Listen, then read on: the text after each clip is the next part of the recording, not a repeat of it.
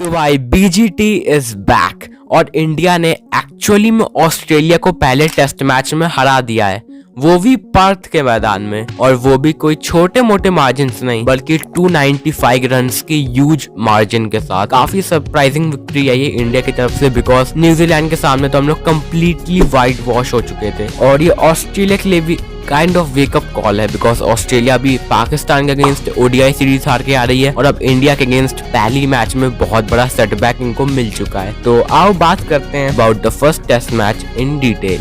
तो भाई अगर मुझे सबसे पहले अपनी तरफ से कोई एकदम बेसिक ओपिनियन या वर्डिक्ट देना हो तो I would say this game was just pure test cricket, specially because of the pitch. पहले दिन पिच के ऊपर बहुत ज्यादा घास थी और जैसे जैसे हम मैच देखते गए ना घास कम होती गई है, और आखिरी दिन तो पिच के ऊपर क्रैक्स आने लग गए थे काइंड ऑफ। तो पहले पेसर्स को मदद थी, फिर बैटर्स को, और फिर उसके बाद काइंड ऑफ स्पिनर्स को भी थोड़ी थोड़ी। भाई ये क्या गेम था, मतलब टीम्स को अपनी स्ट्रैटेजी डे बाय डे बदलनी पड़ी according to the pitch, and this is why people consider test cricket the best, because 4-5 दिन तक वो सेम मेंटल एनर्जी के साथ, 4-5 दिन तक वो सेम फिटनेस मेंटेन करने के साथ कंडीशंस को भी मैनेज करते हुए देखना पड़ता है, and this is just the beauty of test cricket. And भाई लोगों के मन में अभी तक यही सवाल है, कौन से गोट ने घास खाई?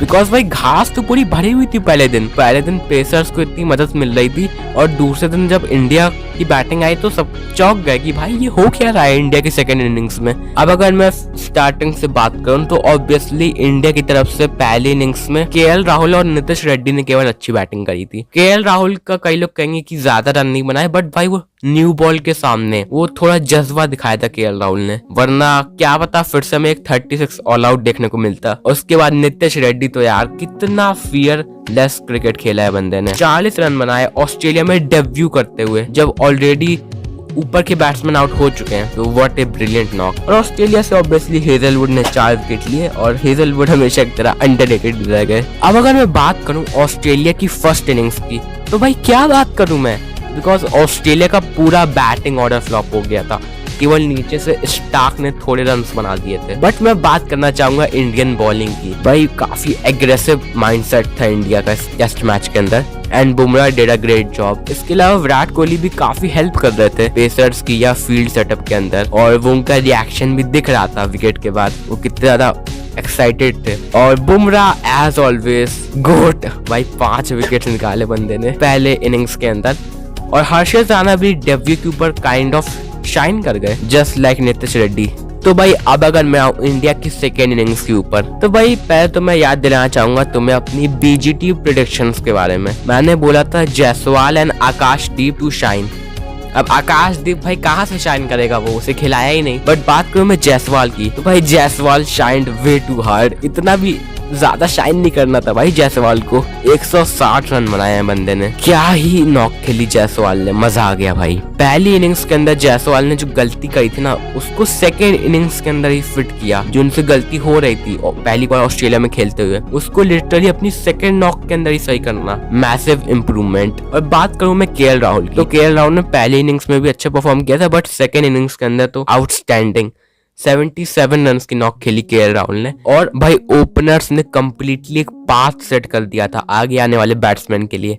एंड यहाँ पे मैं तुम्हें क्रेजी फैक्ट बताता हूँ, पिछले 14 साल में इंडियन ओपनर्स ने सीना के अंदर केवल 3 बार 100 से ऊपर की पार्टनरशिप करी है, और तीनों बार KL Rahul was the opener of the team. Crazy fact man. इसके अलावा भाई 2004 के बाद पहली बार ऑस्ट्रेलिया में 100 से ऊपर की पार्टनरशिप लगा पाए Indian openers, and the result is in front of you, we won the test match. तो ओपनर्स कितने क्रूशियल होते हैं ये बात तुम्हें अब पता चल रही होगी, बिकॉज न्यू बॉल को खेलना बच्चों का खेल नहीं होता। और अगर मैं बात करूं विराट कोहली की सेंचुरी की, so yes finally Virat Kohli is back, century आ चुकी है। मेरी बीजीटी प्रेडिक्शंस में ऐसा था कि भाई बंदा 2 सेंचुरी तो लगाएगा ही मिनिमम। बट यहाँ पे मैं एक और बात बोलना चाहूंगा, वो ये है कि पहले इनिंग्स के अंदर जब एक्चुअली पिच मुश्किल थी ना, जहाँ पे किसी से रन नहीं बने, वहाँ विराट से भी रन नहीं बने थे। एंड विराट कोहली इस कैलिबर के प्लेयर है कि तुम उनसे एक्सपेक्ट करते हो कि जब कंडीशंस ज्यादा मुश्किल हो तब वो बंदा स्टेप अप करे। वहीं पर सेकंड इनिंग्स के अंदर जब काइंड ऑफ पिच अच्छी हो गई थी तब विराट की तरफ से ये नॉक आई है। तो आई होप सो कि आगे सीरीज में विराट की फॉर्म बनी रहे और इस नॉक के बाद ही is able to perform at the same level. इसके अलावा भाई और कुछ तो है नहीं अब बात करने के लिए इंडिया की सेकंड इनिंग्स से। और अब अगर मैं बात करूं ऑस्ट्रेलिया की सेकंड इनिंग्स की तो भाई ट्रेविस हेड ने कमाल की 89 रन्स की एक नॉक खेली। हालांकि वो ट्रेविस हेड ने इसलिए खेली because Rohit Sharma dressing room में आ गए थे और ट्रेविस हेड को हमेशा रोहित शर्मा को इम्प्रेस करना होता है, इसीलिए बंदा फिर से फॉर्म में आ गया सेकंड इनिंग्स के अंदर। इसके अलावा सिराज को भी फाइनली 3 विकेट्स मिले सेकंड इनिंग्स के अंदर, जो कि अच्छी बात है। तो भाई कुल मिला के this is how the test match went. अब देखो सेकंड टेस्ट मैच होने वाला है एडलेड में और ये एक पिंक बॉल टेस्ट मैच है, यानी कि डे नाइट टेस्ट मैच। और जब पिछली बार ऑस्ट्रेलिया में डे नाइट टेस्ट मैच हुआ था इंडिया से ऑस्ट्रेलिया, तो वहां पे इंडिया 36 ऑल आउट हुई थी। इसलिए मैं यही बोलूंगा कि देखो भले इंडिया पहला टेस्ट मैच जीत गई हो पर अभी ओवर हाइप मत करना because Australia knows how to make a comeback. Australia के लिए देखो सबसे बड़ा कंसर्न यही है कि उनका पूरा बैटिंग ऑर्डर फ्लॉप हो रहा है। टॉप ऑर्डर उठा के देखोगे तो Usman Khawaja is out of form, Nathan McSweeney से रन्स नहीं बने डेब्यूटेंट से। इसके अलावा मार्नस और स्मिथ भी कंप्लीटली आउट ऑफ फॉर्म लगे इस टेस्ट मैच के अंदर। एंड भाई मुझे अभी अभी एक क्रेजी फैक्ट पता चला है मार्नस के बारे में कि मार्नस ने जो पिछली 15-20 टेस्ट इनिंग्स खेली है उसमें उनके बिल्कुल भी रन नहीं बने हैं। तो a good sign for India. पर मेरी बीजीटी प्रेडिक्शंस में था कि Marnus will be the top scorer of Australia. तो भाई मुझे तो लगा था कि मार्नस इस सीरीज में कमबैक करेगा बिकॉज मार्नस को आदत भी है बड़ी टीम्स के सामने परफॉर्म करने की, just like Australia versus England हुआ था। बट बंदा आउट ऑफ फॉर्म है just like Steven Smith and Usman Khawaja, तो पता नहीं क्या होने वाला है। बाकी भाई देखो रोहित शर्मा तो कंफर्म है कि वो अवेलेबल होने वाले हैं सेकंड टेस्ट मैच के अंदर।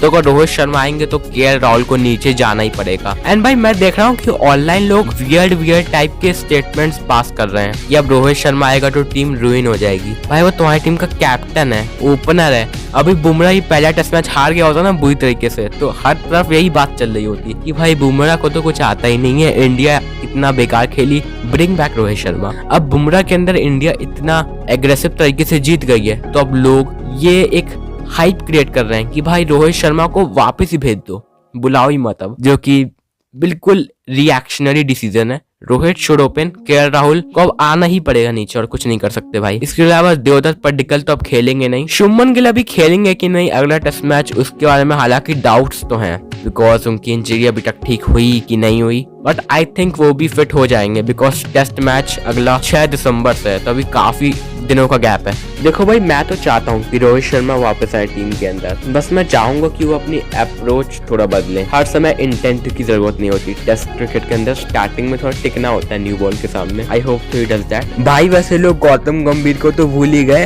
अरे भाई जीजी को भी तो क्रेडिट दे दो, सारा क्रेडिट तुम लोग बुमराह और कोहली को ही दिए जा रहे हो सबसे। तो भाई यही था मेरा review about India versus Australia first test match. And क्या कमाल का टेस्ट मैच था यार। और अब सेकंड टेस्ट मैच के लिए हाइप बढ़ चुकी है, अब वापस से ऑस्ट्रेलिया के ऊपर प्रेशर आ चुका है। ऑस्ट्रेलियन मीडिया तो करेंटली किल कर रही है ऑस्ट्रेलियन क्रिकेट टीम को। तो भाई आज के इस वीडियो के लिए इतना ही। लाइक और चैनल को सब्सक्राइब डेफिनेटली करके जाना।